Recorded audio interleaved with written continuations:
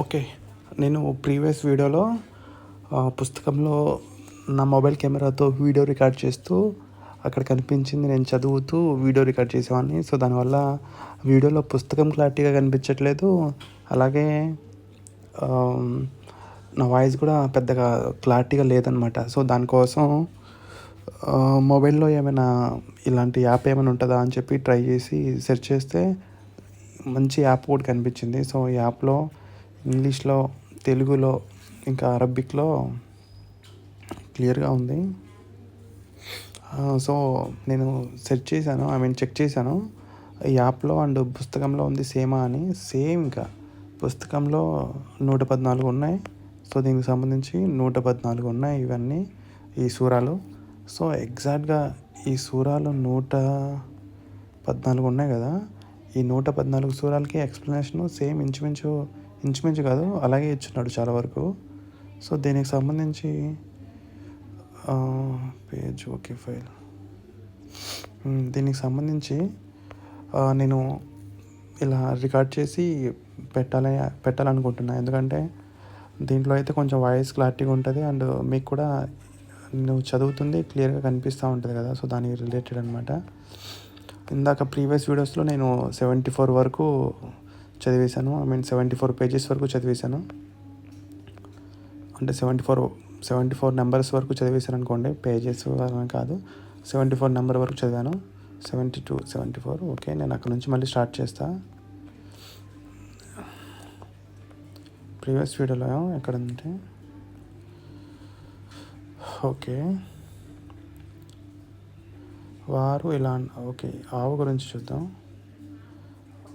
అల్ బక్రా అంటే ద కవ్ అంట.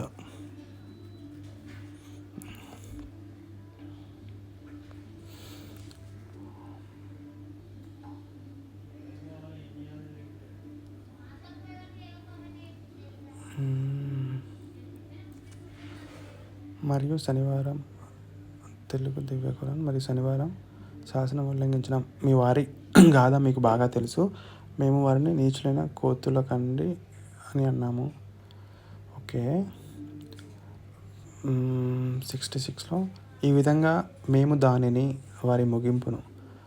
దానిని ఆ కాలం వారికి మరియు భావితరాల వారికి ఒక గుణపాఠంగాను దైవభీతి గల వారికి ఒక హితోపదేశంగాను చేశాము.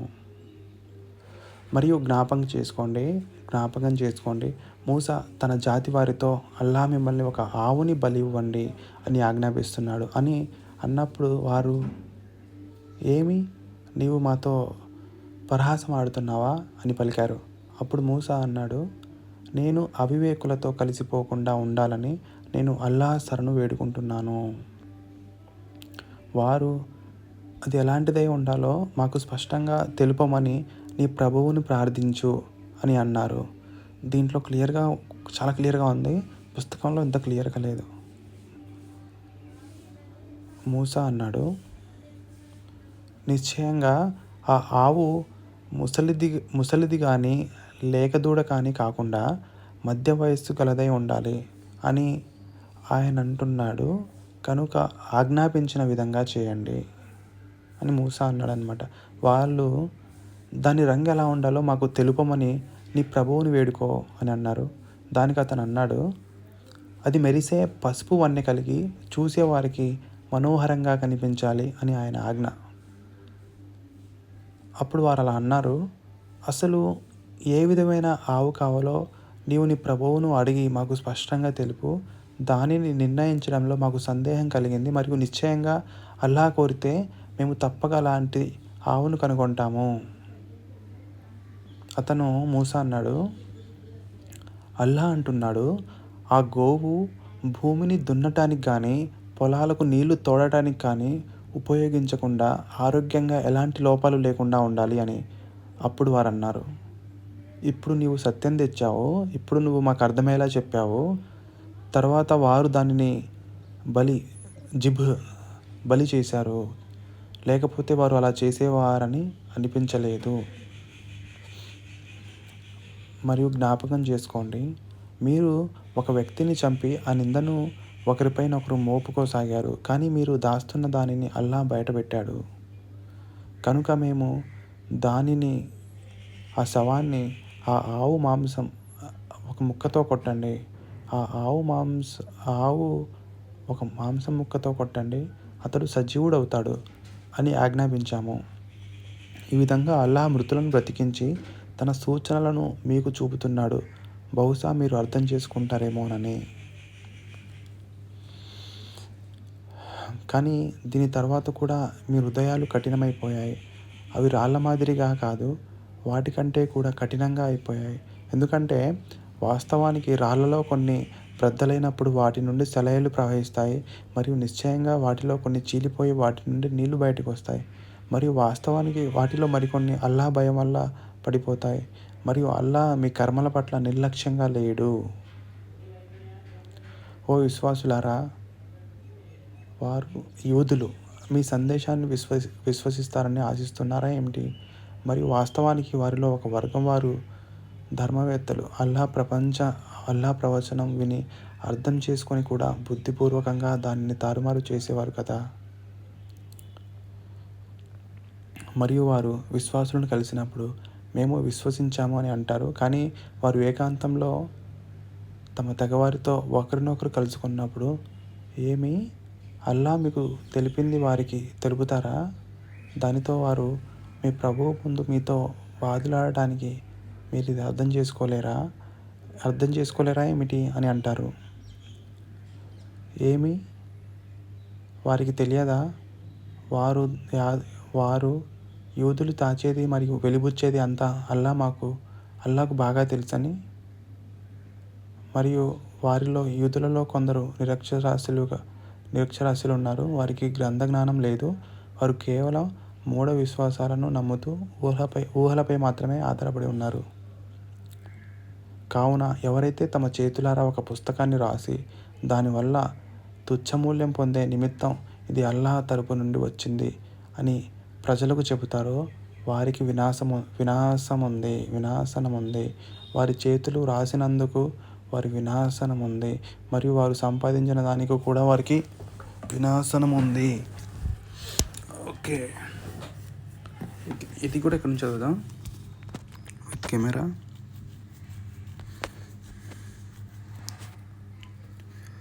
వారిలో నిరక్షరాస్యుల వర్గం మరొకటి ఉంది. వారికి గ్రంథ జ్ఞానం ఎంతమాత్రం లేదు. లేనిపోని ఆశలను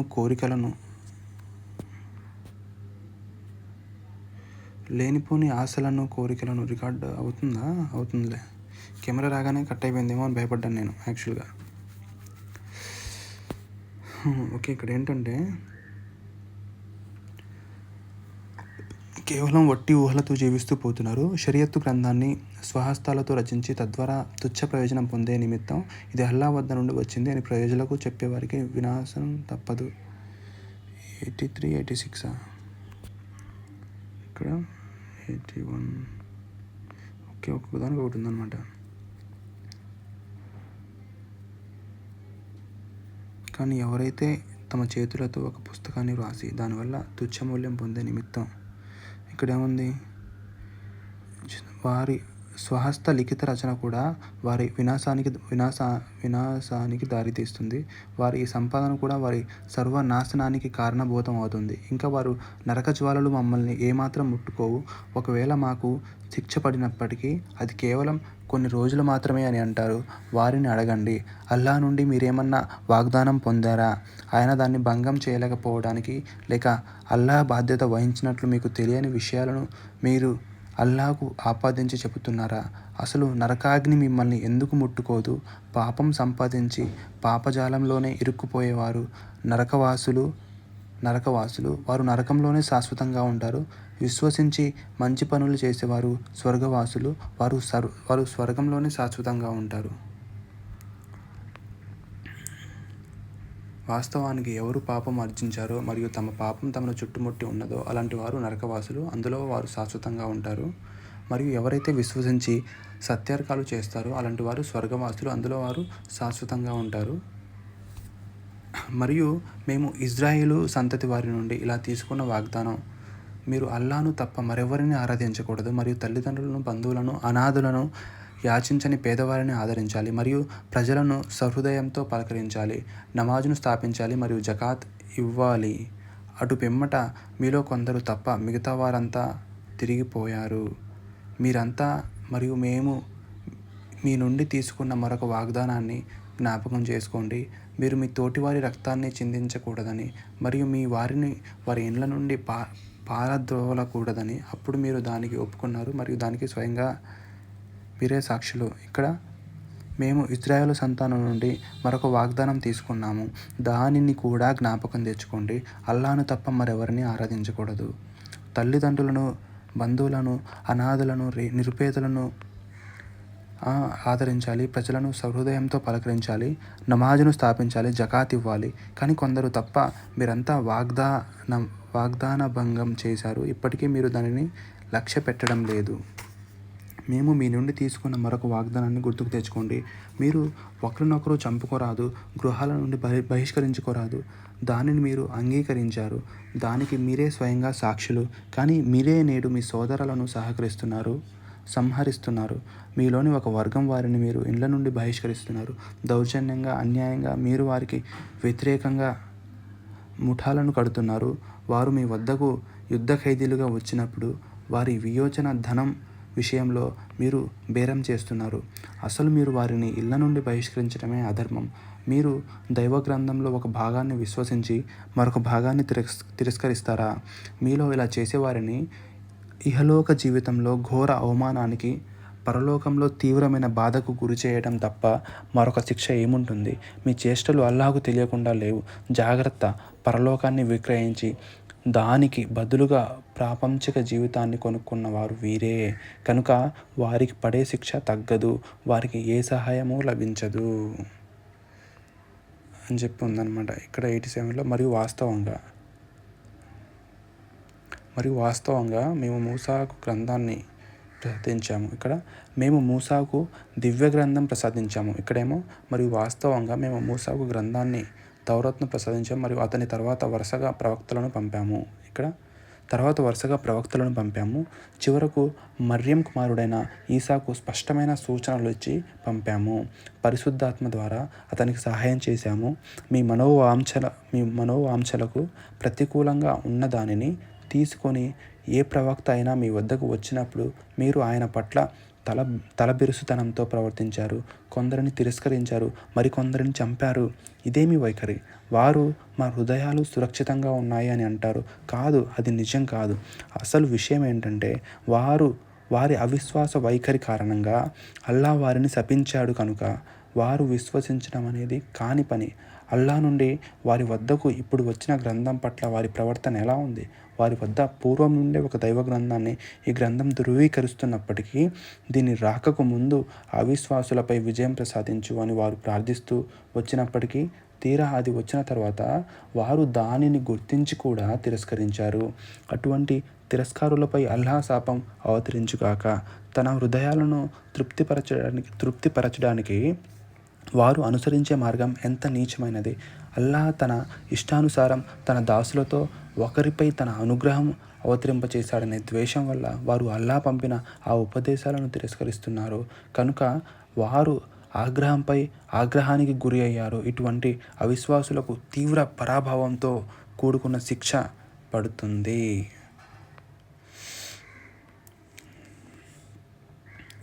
తర్వాత 91 వారితో అల్లాహ్ అవతరింపజేసిన దానిని విశ్వసించండి అని అన్నప్పుడు మా ఇజ్రాయేలు వంశంలోని వారి వద్దకు వచ్చిన దానిని మాత్రమే విశ్వసిస్తాము అని అంటారు.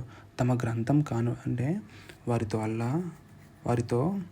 అల్లాహ్ అవతరింపజేసిన దానిని మరియు వారితో అంటే ఇక్కడ యూదులతో అన్నమాట.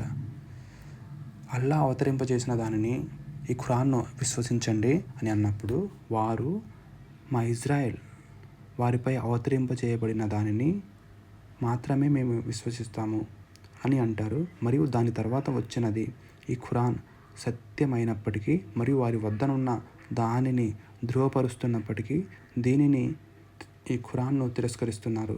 ఓ ముహమ్మద్, వారిని అడుగు, మీరు మీ వద్దనున్న గ్రంథాన్ని విశ్వసించేవారే అయితే ఇంతకు పూర్వం వచ్చిన అల్లాహ్ ప్రవక్తలను ఎందుకు హత్య చేస్తూ వచ్చారు? మీ మీ వద్దకు వచ్చిన దానినే మీరు మనస్పూర్వకంగా విశ్వసించేవారైతే ఇంతకు పూర్వం ఇశ్రాయేలు వంశంలో పుట్టిన అల్లా ప్రవక్తలను ఎందుకు హత్య చేస్తూ వచ్చారు? ఎంత స్పష్టంగా ఉన్న సూచనలను మూసా మీ వద్దకు తీసుకువచ్చాడు.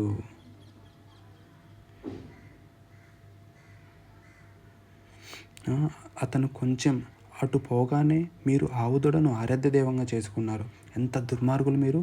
మేము తూర్ పర్వతాన్ని ఎత్తి మీపై నిలిపి మీతో చేయించిన ప్రమాణాన్ని కూడా గుర్తుకు తెచ్చుకోండి. మేము మీకు చేస్తున్న ఉపదేశాలను స్థిరంగా పాటించండి, జాగ్రత్తగా వినండి అని మేము నొక్కి చెప్పాము. మీ పూర్వీకులు మేము విన్నాము కానీ శిరస వహించేది లేదు అని చెప్పారు. అసత్యారాధన వల్ల వారి హృదయాలు ఆవుదూడ మీద ప్రేమతో నిండిపోయాయి. వారితో ఇలా చెప్పు, మీరు విశ్వాసులు అయితే ఈ చెడు చేష్టలను చెయ్యండి అని ఆదేశించి మీ ఈ విశ్వాసం చాలా విచిత్రమైనది. ఇక్కడ మరి వాస్తవానికి మూసా స్పష్టమైన సూచనలను తీసుకొని మీ వద్దకు వచ్చాడు. తర్వాత అతను పోగానే మీరు ఆవుదూడ అంటే మీరు ఆవుదూడ అంటే విగ్రహాన్ని ఆరాధ్య దైవంగా చేసుకున్నారు. మరియు మీరు అంత దుర్మార్గులు. అంటే ఇక్కడ పుస్తకంలో ఆవుదూడ అంటే ఆవుదూడ అనుకునేలా ఉంది కానీ ఇక్కడ విగ్రహాన్ని అని చెప్పి క్లియర్గా స్పష్టంగా రాశాడనమాట ఇక్కడ. ఓకే. తర్వాత మరియు మేము తూర్ పర్వతాన్ని ఎత్తి మీపై నిలిపి మీ నుంచి తీసుకున్న ప్రమాణాన్ని జ్ఞాపకం చేసుకోండి. మేము మీకు చేస్తున్న వాటిని ఉపదేశాలను స్థిరంగా పాటించండి మరియు జాగ్రత్తగా వినండి అని చెప్పాము.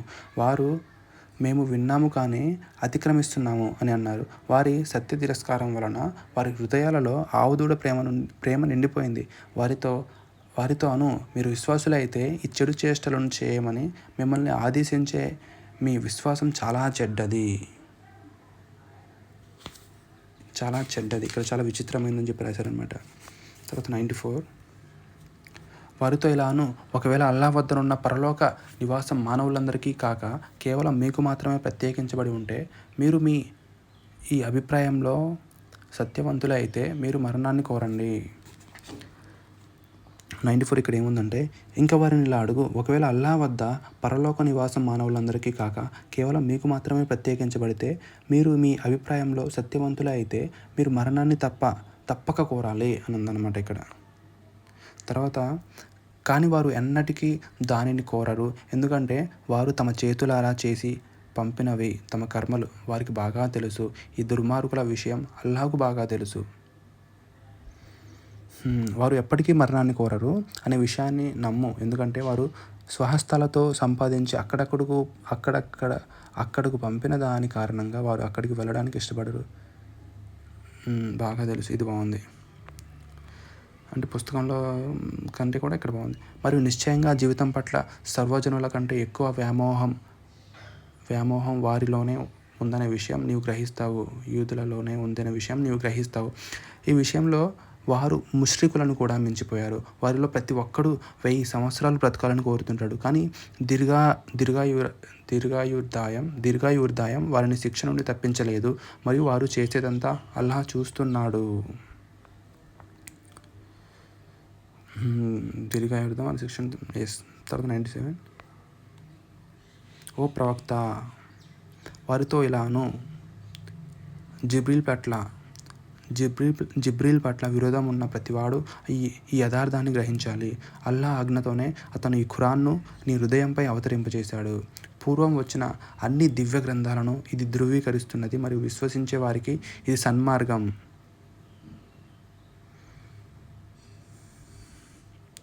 సన్మార్గం చూపుతున్నది మరియు శుభవార్తను ఇస్తున్నది.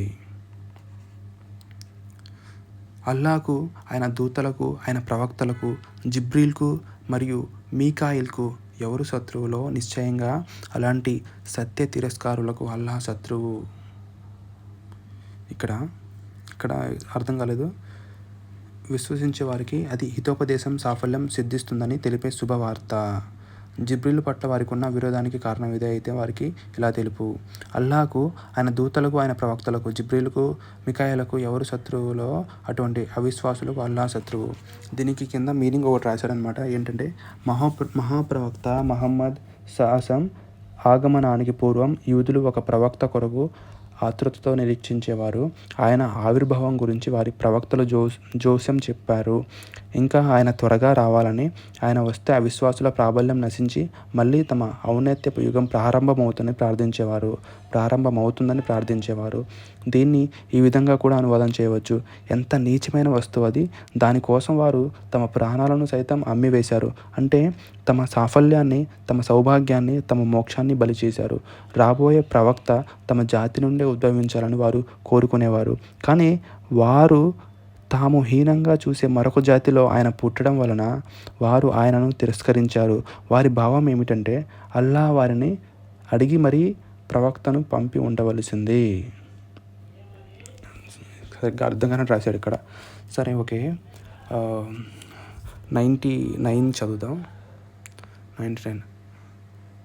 మరి వాస్తవంగా మేము నీపై స్పష్టమైన సూచనలు ఆయత్ అవతరింపజేశాము, మరియు అవి దేవులు తప్ప మరెవరూ వాటిని తిరస్కరించరు. ఇక్కడేమో రాశాడు: సత్యాన్ని స్పష్టంగా ప్రకటించే వాక్యాలను మేము నీపై అవతరింపజేశాము, అవి దేవులు తప్ప మరెవరూ వాటిని తిరస్కరించరు.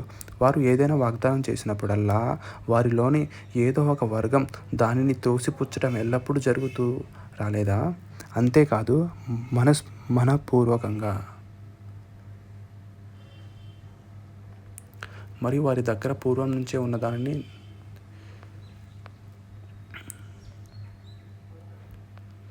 మరియు వాస్తవంగా మేము నీపై తర్వాత ఏమి వారు ఉడంబడిక చేసినప్పుడల్లా వారిలో వాస్తవం దర్శనం మరియు వారి దగ్గర పూర్వం నుంచే ఉన్న దాని దివ్య గ్రంథాన్ని ధృవపరుస్తూ ఒక ప్రవక్త మహమ్మద్ అల్లాహ్ తరపు నుండి వారి వద్దకు వచ్చినప్పుడు గ్రంథ ప్రజలలోని ఒక వర్గం వారు దానిని గురించి ఏమీ తెలియని వారిగా అల్లాహ్ గ్రంథాన్ని తమ వీపుల వెనుక త్రోసివేశారు.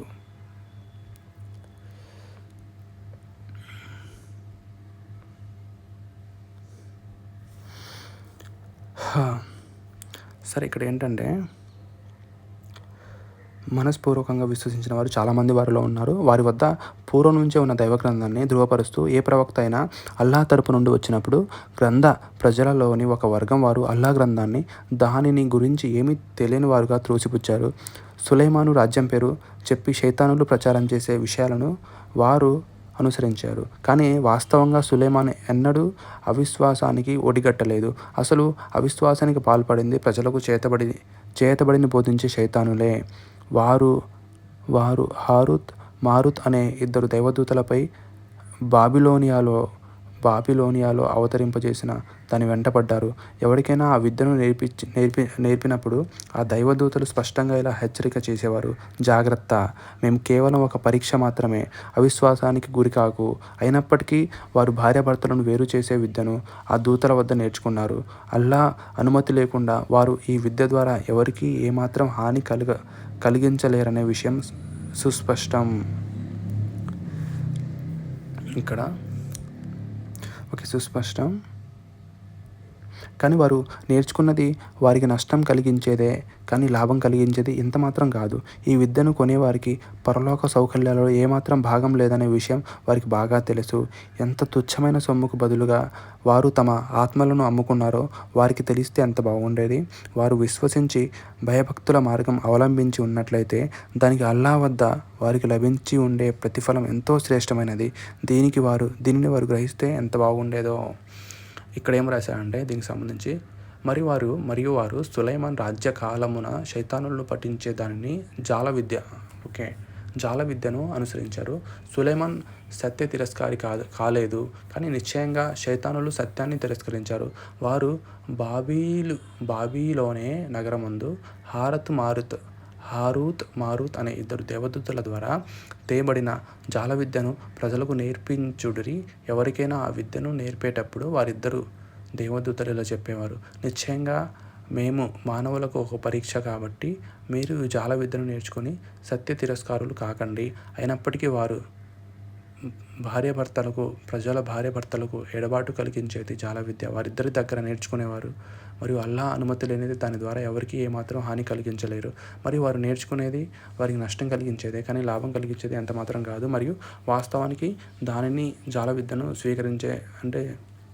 స్వీకరించే వారికి పరలోక సౌకర్యాలలో ఏమాత్రం భాగం లేదని వారికి బాగా తెలుసు. మరియు వారు ఎంత తుచ్చమైన సొమ్మును బదులుగా తమను తాము అమ్ముకున్నారు. ఇది వారికి తెలిస్తే ఎంత మరియు వారు తెలిస్తే ఎంత మరియు వారు విశ్వసించి దైవభక్తి కలిగి ఉండినట్లయితే నిశ్చయంగా అల్లాహ్ తరపు నుండి వారికి ఎంతో శ్రేష్టమైన ప్రతిఫలం లభించి ఉండేది. దీనిని వారు గ్రహిస్తే ఎంత బాగుండేది.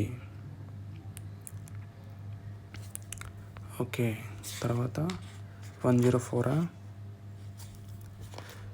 విశ్వసించిన ప్రజలారా. ఇక్కడ ఓ విశ్వాసులారా, మీరు ప్రవక్తతో మాట్లాడేటప్పుడు రా ఇనా అని అనకండి, ఉన్ జుర్నా అని గౌరవంతో అనండి, మరియు అతని మాటలను శ్రద్ధతో వినండి, మరియు సత్య తిరస్కారులకు బాధాకరమైన శిక్ష కలదు. ఇక్కడ ఎలా ఉందంటే, విశ్వసించిన ప్రజలారా రాయినా అనకూడదు, ఉంజుర్నా అనండి, ప్రతి మాటను శ్రద్ధతో వినండి. ఈ అవిశ్వాసులు అత్యంత ఘోరమైన శిక్షకు అర్హులు. సత్య సందేశాన్ని తిరస్కరించిన వారు, గ్రంథ ప్రజలైనా లేక ముష్రిక్కులైన వారికి మీపై మీ ప్రభువు తరపు నుండి ఏ మేలు అవతరించడం సుతరాము ఇష్టం లేదు. కానీ అల్లా తాను కోరిన వారిని తన కరుణ కొరకు ఎన్నుకుంటాడు. అల్లా అమితంగా అనుగ్రహించేవాడు.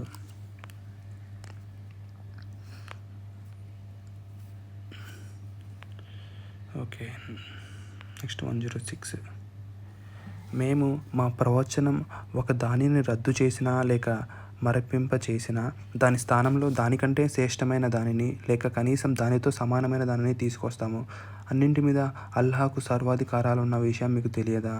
భూమి ఆకాశాల సామ్రాజ్యాధిపత్యం కేవలం అల్లాకే చెందుతుందని, ఆయన తప్ప మిమ్మల్ని సంరక్షించేవారు మీకు సహాయం చేసేవారు మరెవ్వరూ లేరనే సంగతి మీకు తెలియదా? మేము మా ప్రవచనాలలో ఆయాత్లలో ఒక దానిని రద్దు చేసినా లేక మరిపింప చేసినా దాని స్థానంలో దానికంటే శ్రేష్టమైన దానిని లేక కనీసం దానితో సమానమైన దానిని తీసుకొస్తాము. ఏమి నిశ్చయంగా అల్లాహ్ ప్రతిదీ చేయగల సమర్థుడని నీకు తెలియదా? ఏమి వాస్తవానికి భూమి ఆకాశాల సామ్రాజ్యాధిపత్యం కేవలం అల్లాహకే చెందుతుందని నీకు తెలియదా? మరియు అల్లాహ్ తప్ప మరియు మిమ్మల్ని రక్షించేవాడు కానీ సహాయం చేసేవాడు మరెవడు లేడు. 08. పూర్వం మూసాను అడిగిన ప్రశ్నల వంటి వాటినే మీరు మీ ప్రవక్తను అడుగుదామనుకుంటున్నారా? ఏమి పూర్వం యూదులచే మూసా ప్రశ్నించబడినట్లు మీరు కూడా మీ ప్రవక్త మహమ్మదును ప్రశ్నించగోరుతున్నారా? మరియు ఎవడైతే సత్య తిరస్కారాన్ని విశ్వాసానికి బదులుగా స్వీకరిస్తాడో నిశ్చయంగా వాడే సరైన మార్గం నుండి తప్పిపోయినవాడు. వాస్తవానికి విశ్వాస వైఖరిని అవిశ్వాస వైఖరిగా మార్చుకున్నవాడు సన్మార్గం తప్పుతాడు. గ్రంథ ప్రజలలోని పలువురు మిమ్మల్ని ఏదో ఒక విధంగా విశ్వాస మార్గం నుండి మరల్చి మళ్ళీ అవిశ్వాస మార్గం వైపు తీసుకుపోదామని కోరుతున్నారు. సత్యం వారికి సుస్పష్టమైనప్పటికీ వారి ఈ కోరికకు కారణం వారి మనసులో ఉన్న అసూయ. అయితే అల్లాహ్ తన తీర్పును అమలుపరిచే వరకు మీరు సహించి వారిని క్షమించండి. మీరు నిశ్చింతంగా ఉండండి. అల్లాహ్కు అన్నింటి మీద సర్వాధికారాలు ఉన్నాయి. నమాజును స్థాపించండి, జకాత్ ఇవ్వండి. మీ భవిష్యత్తు కోసం మీరు చేసి ముందుగా పంపించే సత్యార్కాలను మీరు అల్లాహ్ వద్ద చూస్తారు. మీరు చేసేదంతా అల్లాహ్ దృష్టిలో ఉంది. 111. మరియు వారు యూదుడు లేదా క్రైస్తవుడు తప్ప మరెవడూ స్వర్గంలో ప్రవేశించలేడు. ఇక్కడ యూదులు కానీ వారెవరూ లేక క్రైస్తవుల ప్రకారం క్రైస్తవులు కానీ వారెవరూ స్వర్గంలో ప్రవేశించలేరు. ఇక్కడ మరియు వారు యూదుడు లేదా క్రైస్తవుడు తప్ప మరెవడూ స్వర్గంలో ప్రవేశించలేడు అని అంటారు అని వారు ప్రకటిస్తారు. ఇవి వారి కాంక్షలు మాత్రమే. వారిని ఇలా అడుగు, మీరు అనేది సత్యమే అయితే దానికి నిదర్శనాలు ఏమిటో చూపించండి. అసలు మీలో కానీ మరెవరిలో కానీ ఏ విధమైన ప్రత్యేకత లేదు. వాస్తవం ఏమిటంటే ఎవరు తమను తాము అల్లాహ్ పట్ల విధేయతకు అంకితం చేసుకొని ఆచరణలో సన్మార్గం అవలంబిస్తారో దానికి వారు తమ ప్రభువు వద్ద మంచి ప్రతిఫలం పొందుతారు. అటువంటి వారికి భయం కానీ దుఃఖం కానీ కలిగే అవకాశం ఎంత మాత్రం లేదు. ఓకే, ఇక్కడ పేజ్ నెంబర్ 21, ఇక్కడ అదే 111 ఇక్కడ ఏమంటారంటే, ఇక్కడ యూదుడు లేదా క్రైస్తవుడు తప్ప అంటే ముస్లిమ్స్ లేదా క్రైస్తవులు తప్ప అనుకుంటారు నాకు తెలిసి. మరెవడు స్వర్గంలో ప్రవేశించలేడు అని అంటారు. ఇవి వారి అభిలాషలు మాత్రమే. వారిని ఇలా అడుగు, మీరు సత్యవంతులైతే దానికి మీ నిదర్శనాలు చూపండి. వాస్తవానికి ఎవడైతే అల్లాహకు విధేయుడై ఇస్లాం స్వీకరించి తన ముఖాన్ని తనను తాను అల్లాహకు అంకితం చేసుకొని సజ్జనుడై ఉంటాడో దానికి అతడు తన ప్రభువు వద్ద మంచి ప్రతిఫలం పొందుతాడు. మరియు వారికి ఎలాంటి భయమో ఉండదు, మరియు వారు దుఃఖపడరు కూడా. నెక్స్ట్ 113. ఇక్కడ మీనింగ్ ఏముందంటే దీనికి సంబంధించి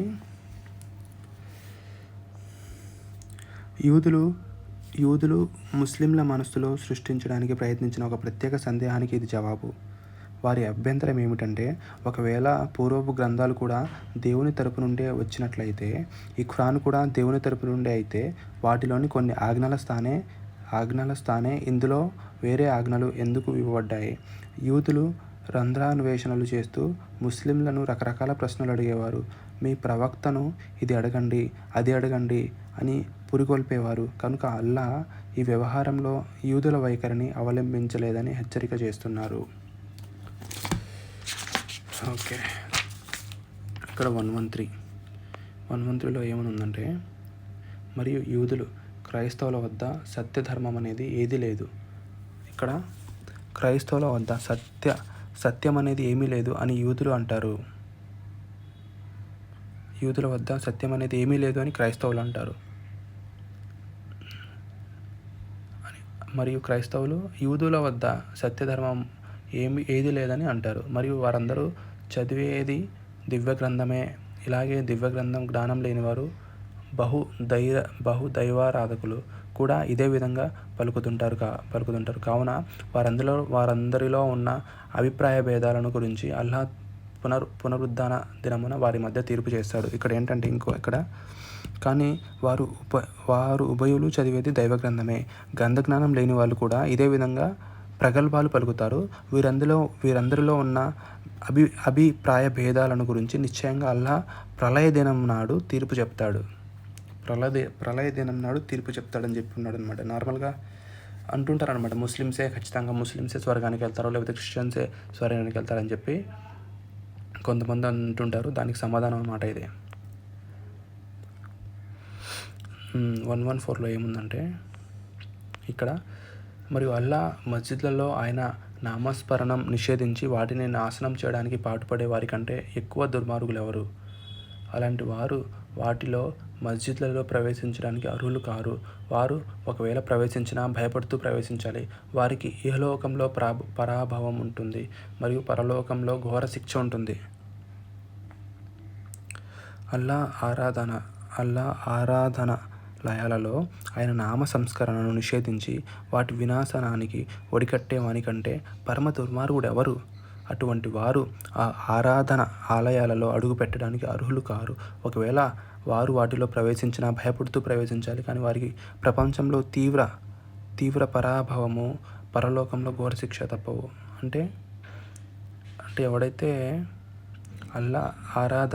ఎవడైతే మస్జిద్లలో ప్రవేశించి అల్లా నామస్మరణం నిషేధించి వాటిని నాశనం చేయడానికి పాటుపడేవాళ్ళు అంటే ఇంచుమించు నాలాంటి వాళ్ళు అనుకోవచ్చు. నేను చెప్పాను కదా దేవుడు సైకో అని చెప్పి ఒక వీడియో చేశాను. సో నాలాంటి వాళ్ళకి ఇదన్నమాట. ఏంటంటే అంటే దేవుడు లేడు అని చెప్పి అంటుంటారు కదా, వాళ్ళని ఏమంటారు? నాస్తికులకి ఏంటంటే ప్రపంచంలో తీవ్ర పరాభవము, పరలోకంలో ఘోర శిక్ష. అంటే మాకు ఇక్కడ ప్రజెంట్ సొసైటీలో అంటే అన్ని లాసెస్ అనమాట. అంటే అన్నింటిలో నష్టపోతాం.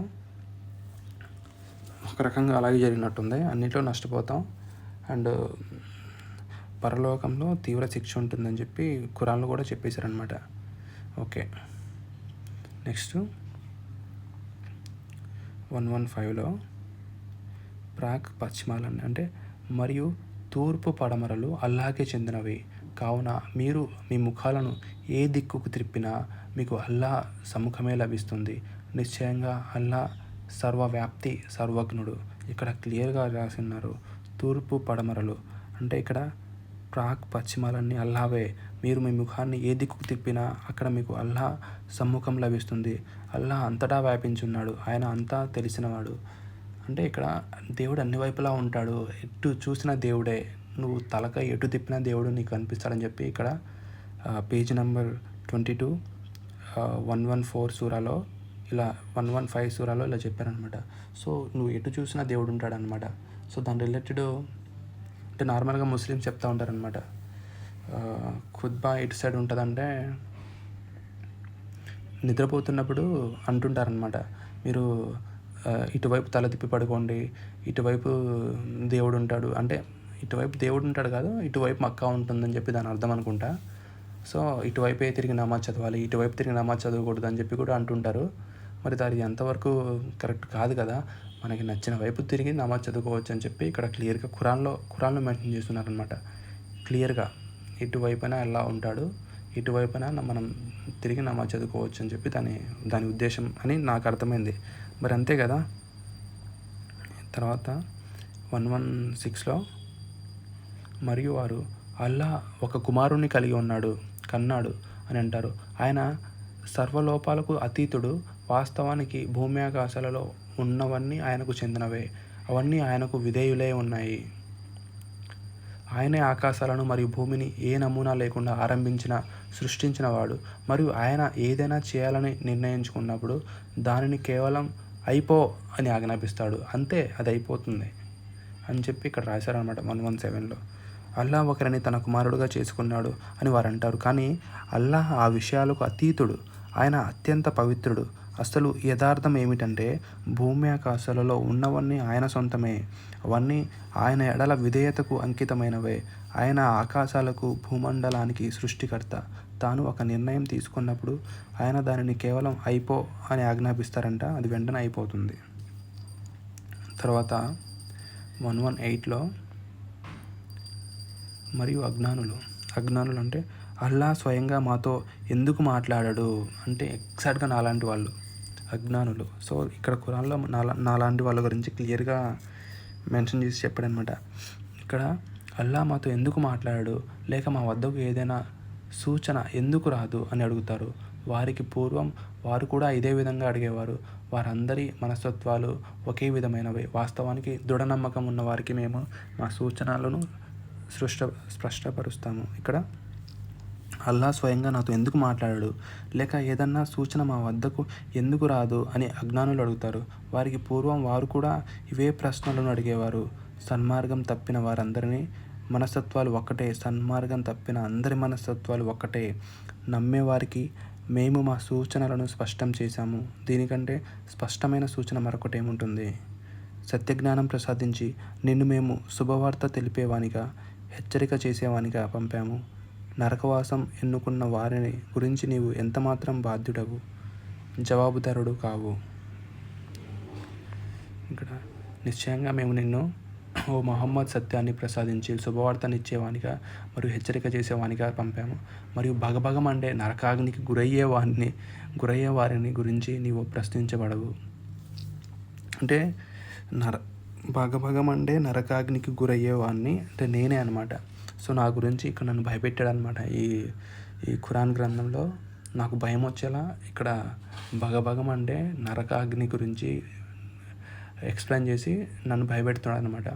సో నువ్వు ఇలాగే ఉంటే ఖచ్చితంగా నువ్వు నరకంలోకి వెళ్ళి ఆ భగభగమండే ఆ నరకాగ్నిలో గురవుతావు అని చెప్పి ఇక్కడ క్లియర్గా రాసిందనమాట.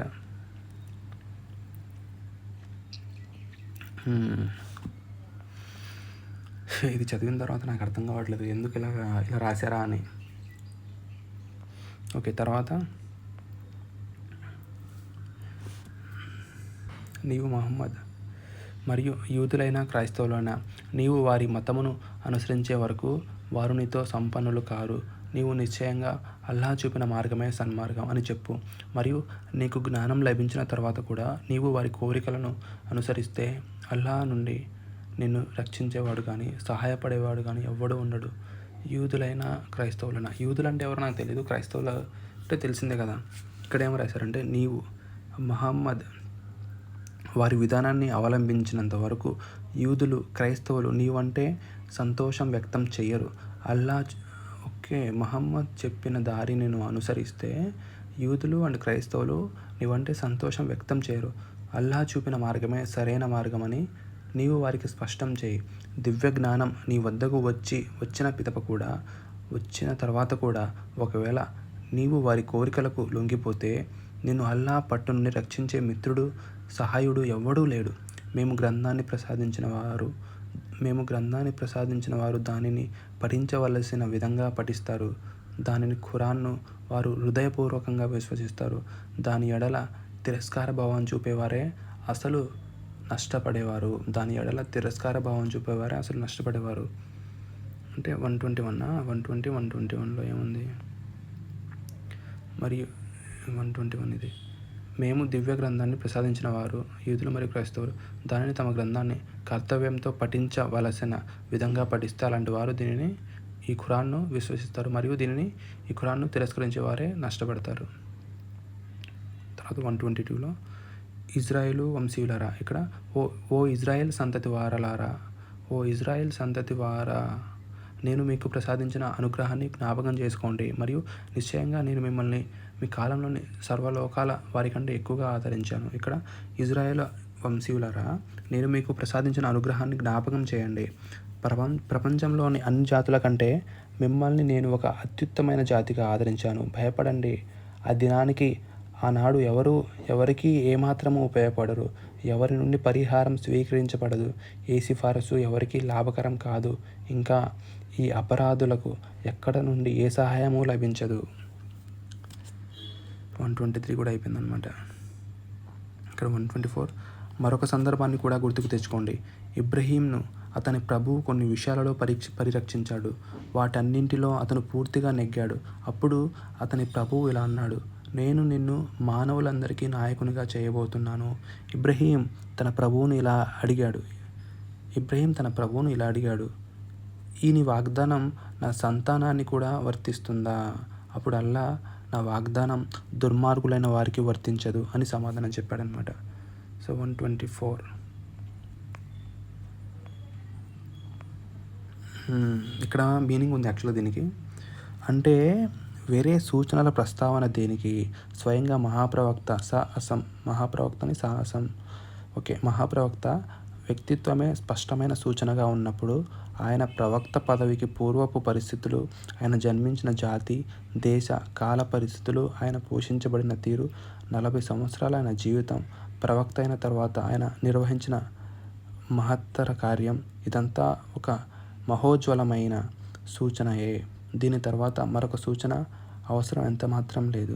ఇది గ్రంథ ప్రజలలోని సజ్జనులను సూచిస్తుంది. మీరు చిత్తశుద్ధితో, న్యాయబుద్ధితో పూర్వం నుండే తమ వద్ద ఉన్న దైవ గ్రంథాన్ని చదువుతారు కనుక ఈ ఖురానును విని లేక చదివి విశ్వసిస్తారు. నెక్స్ట్ 125లో ఈ గ్రహాన్ని అంటే కాబానా. 125లో ఏం రాశాడు? మరియు ఈ గృహాన్ని ఈ కాబాను మేము మానవులందరికీ కేంద్రంగాను శాంతి నిలయంగాను చేశాము. ఇబ్రహీము ఆరాధన కొరకు నిలబడిన ప్రదేశాన్ని శాశ్వతమైన నమాజు స్థలంగా చేసుకోవాల్సిందని ప్రజలను మేము ఆదేశించాము. ఇంకా నా ఈ గృహాన్ని దానికి ప్రదక్షిణం వారి కొరకు, దానిలో ఏత్కాఫ్ పాటించే వారి కొరకు, రుకు సజ్దాలు చేసేవారి కొరకు పరిశుద్ధంగా ఉంచవలసిందని ఇబ్రహీంను, ఇస్మాయిల్ను నిర్దేశించాము.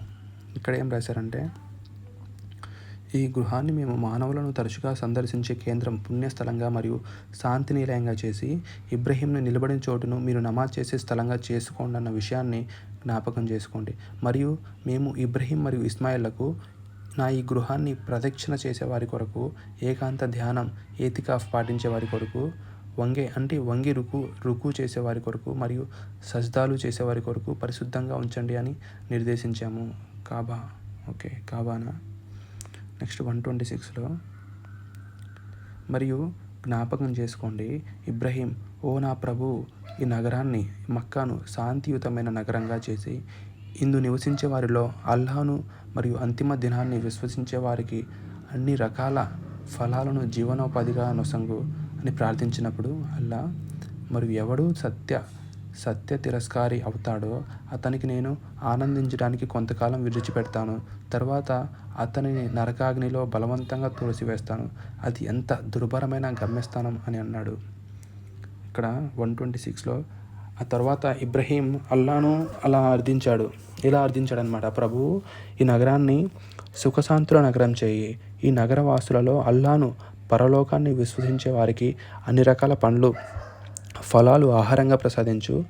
అప్పుడు అతని ప్రభువు ఇలా జవాబు పలికాడనమాట. అంటే దేవుడు ఇలా అన్నాడంట, విశ్వసించని వారికి కూడా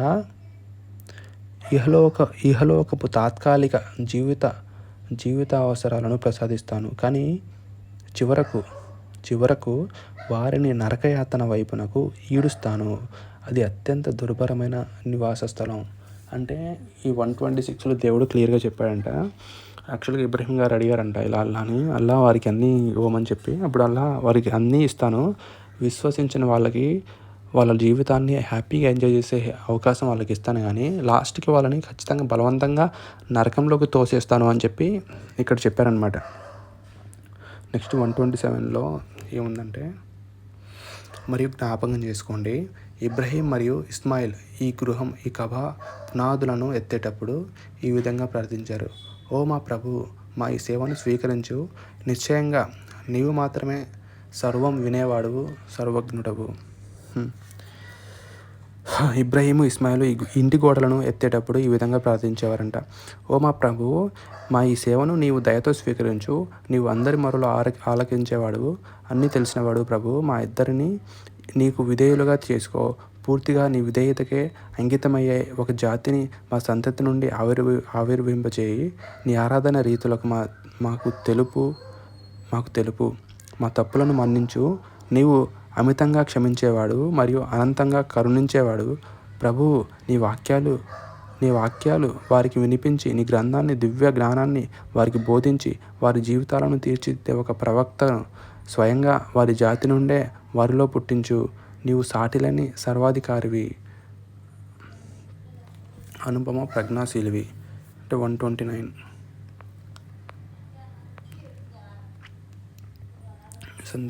వీరి నుండి సందేశాలను చదివి గ్రంథవారి ఒక సందేహాన్ని పంపు. నిశ్చయంగా నీవే సర్వశక్తివంతుడు, మహావివేకవంతుడు.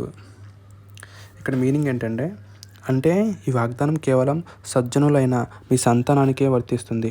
దుర్మార్గులైన నీ సంతానానికి ఇది వర్తించదు. ఇక్కడ దుర్మార్గుడు అంటే భావం కేవలం మానవులకే దుర్మార్గం చేసేవాడని కాదు, సత్యం వాస్తవాలకు దుర్మార్గం చేసేవాడని కూడా.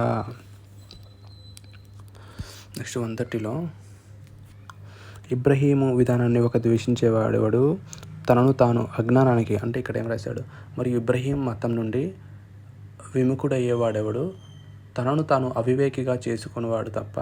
వాస్తవానికి మేము అతన్ని, ఇబ్రహీంను, ఈ లోకంలో ఎన్నుకున్నాము, మరియు నిశ్చయంగా అతను పరలోకంలో సద్వర్తనలతో పాటు ఉంటాడు. ఒక్క ముక్క అర్థం కాదు ఇక్కడ. శివగురు మేము ఎన్నుకున్న వ్యక్తి ఇబ్రహీం, పరలోకంలో అతను సజ్జనులతో పాటు ఉంటాడు. అతను ఎలాంటి వాడంటే, ముస్లింవు అయిపో. ఏంటో ఇదే, అతని ప్రభువు అతనితో, ఓకే 131లో, అతని ప్రభువు అతనితో మాకు విధేయుడుగా ముస్లింగా ఉండు అని అన్నప్పుడు అతను, నేను సర్వలోకాల ప్రభువునకు విధేయుడను, ముస్లింను అయిపోయాను. నేను సర్వలోకాల ప్రభువునకు విధేయుడను అయిపోయాను అని జవాబిచ్చాడు. అని అతని ప్రభు అతనితో అన్నప్పుడు అతను వెంటనే, నేను విశ్వ ప్రభు యొక్క ముస్లింను అయిపోయాను అని జవాబు పలికాడు. ఇదే మార్గంలో నడవండి అని ఇబ్రహీంను తన సంతానానికి హితోపదేశం చేశాడు. ఈ ఉపదేశాన్నే యాకూబ్ కూడా తన సంతానానికి చేశాడు. నా బిడ్డలారా, ఈ ధర్మాన్నే అల్లా మీ కొరకు ఎన్నిక చేశాడు. కనుక మీరు మరణించే వరకు ముస్లిములుగా ఉండండి. యాకూబు మృత్యు దశలో ఉన్నప్పుడు మీరు అక్కడ ఉన్నారా? మరణించే ముందు అతను తన కుమారులను ఇలా అడిగాడు, బిడ్డలారా, నా తరువాత మీరు ఎవరిని ఆరాధిస్తారు?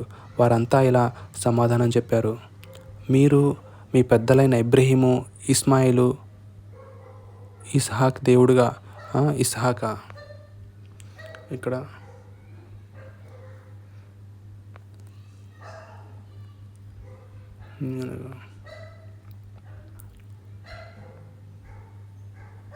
అడిగినప్పుడు వారు, నీ ఆరాధ్య దైవం మరియు నీ పూర్వీకులకు ఇబ్రాహీం, ఇస్మాయిల్ మరియు ఇస్హాక్ల ఆరాధ్య దైవమైన ఏకైక దేవుణ్ణి అల్లాహనే మేము ఆరాధిస్తాము మరియు మేము ఆయనకే విధేయులమై ఉంటాము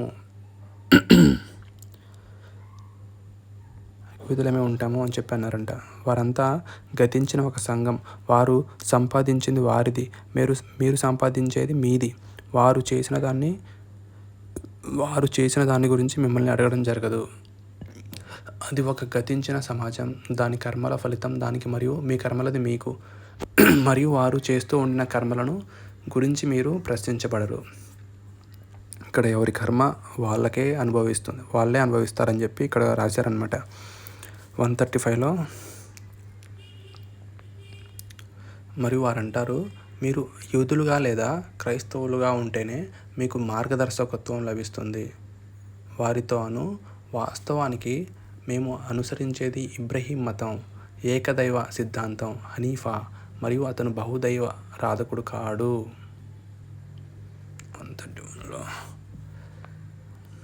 136 ఓకే 136లో, ఓ ముస్లింలారా, మీరు ఇలా అనండి, మేము అల్లాహను మరియు ఆయన మా కొరకు అవతరింపజేసిన సందేశాలను మరియు ఇబ్రాహీం, ఇస్మాయిల్, ఇస్హాక్, యాకూబ్ మరియు అతని సంతతి వారికి ఇవ్వబడిన వాటిని మరియు మూసా, ఈసా మరియు ఇతర ప్రవక్తలందరికీ వారి ప్రభువు తరపు నుండి ఇవ్వబడిన వాటిని సందేశాలను విశ్వసిస్తాము. వారిలో ఏ ఒక్కరి పట్ల మేము భేదభావం చూపమో మేము ఆయనకు ముస్లింలమయ్యాం. విధేయులం అంటే ముస్లిం అంటే విధేయుల, ముస్లిమ్స్ అంటే విధేయులం అన్నమాట.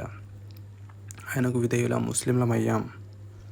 ఇక్కడ 136లో ఏం చెప్పారంటే, యూదులుగా మారితేనే రుచిమార్గం లభిస్తుంది అని యూదులు అంటారు. క్రైస్తవులుగా మారితేనే ధర్మ మార్గం పొందగలుగుతారు అని క్రైస్తవులు అంటారు. మీరు వారితో ఇలా అనండి, కాదు, మేము అన్ని మార్గాలను విసర్జించి ఒక ఇబ్రాహీము మార్గాన్ని అనుసరిస్తాము. ఇబ్రాహీము ముష్రిక్కులలోని వాడు కాదు. ముస్లిములారా, ఇలా ప్రకటించండి, మేమంతా అల్లాను ఆయన మా వైపునకు పంపిన హితోపదేశాన్ని విశ్వసించాము. ఇంకా ఇబ్రాహీము, ఇస్మాయిలు, ఇస్హాకు, యాకూబు సంతానంపై అవతరింపచేసిన దానిని, మూసాకు, ఈసాకు, ఇతర ప్రవక్తలందరికీ వారి ప్రభువు ప్రసాదించిన దానిని మేము విశ్వసించాము. వారిలో ఏ ఒక్కరి పట్ల మేము భేదభావం చూపము. మమ్మల్ని మేము ముస్లిములుగా అల్లాహకు సమర్పించుకున్నాము. 136 కంప్లీట్. బాబోయ్, గొంతులో పెయిన్ వస్తుందిరా బాబు నాయన. అబ్బా, ఇంచుమించు ఒక 40 minutes వరకు రికార్డ్ అయిపోయినట్టుంది వీడియో ఇది. ఓకే, నాకు తెలిసి ఈసారి నుంచి ఒక్కొక్క అంటే ఫుల్గా ఈ అల్ బక్రా ఉంది కదా, ఈ అల్ బక్రా గురించి ఫుల్గా పెడతాం అనుకున్న వీడియో, కానీ చాలాసేపు వచ్చేస్తుందని చెప్పి పెట్టలేదు. ఈసారి నుంచి ఒక 5 minutes అలాంటి వీడియోస్ రికార్డ్ చేస్తా. ఈ 136, 137 పార్ట్స్ ఉన్నాయి కదా, అది ఒక్కొక్కటి క్లియర్గా చదివి అది రికార్డ్ చేసి అది పోస్ట్ చేస్తూ ఉంటాను. ఇంకా ఫుల్గా ఇంత పెద్ద వీడియో కష్టమైపోతుంది చదవడం. ఒక 136, 137 అది క్లియర్గా చదివి అది పెట్టడం బెస్ట్ అనుకుంటా. ఎందుకంటే అదైతే బాగుంటుంది అలా అయితే. లేకపోతే మళ్ళీ మనకు కావాల్సిన అంటే కొన్ని వాటికి సంబంధించి వేరుగా ఉంటాయి. సో ఈసారి నుంచి అలాగే చేస్తా.